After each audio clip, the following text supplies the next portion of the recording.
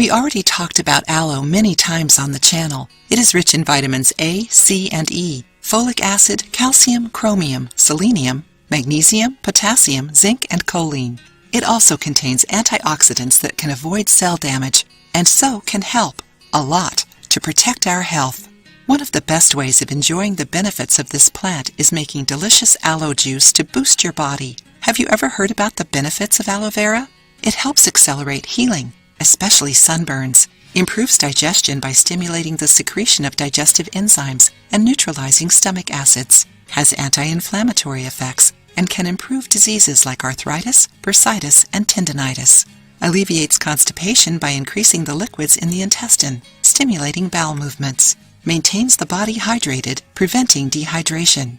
Helps improve the immune system thanks to vitamin C and has antiviral action, stimulating cell activity in the immune system.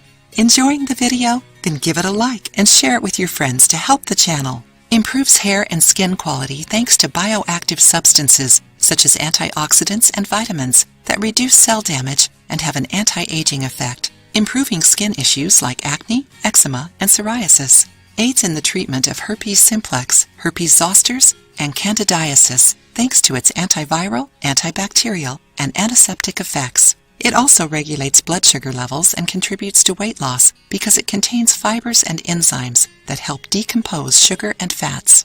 See how to make aloe vera juice at home.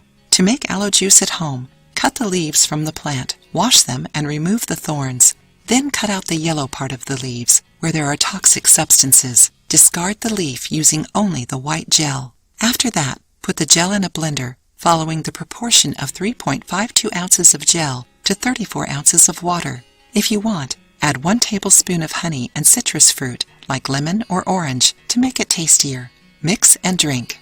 This juice isn't recommended for pregnant women, the elderly, and people who take medicine to control blood pressure or treat heart issues. Some studies suggest that homemade aloe juice isn't safe for consumption if you don't remove the skin and yellow parts, which contain anthraquinone, a substance linked to the appearance of adenomas and colon cancer. However, these studies aren't conclusive, and other ones are necessary to prove these data. So what about trying? Try it and share your experience with us. If you liked the video, give it a thumbs up and share it with your friends. For more recipes and tips, subscribe to the channel.